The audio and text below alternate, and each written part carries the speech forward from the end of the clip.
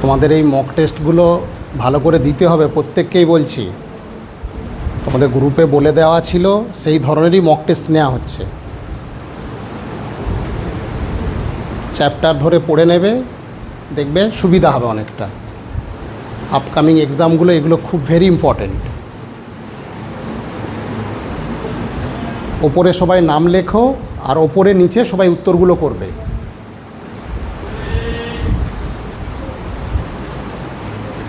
অনেক প্রশ্ন সহজ আছে, অনেক প্রশ্ন কঠিন আছে। যারা ডেপথ পড়াশোনা করেছো তাদের ক্ষেত্রে অনেকগুলো কঠিন পেরে যাবে, অসুবিধা নেই। আর বেসিক যারা পড়াশোনা করছো তারাও পারবে।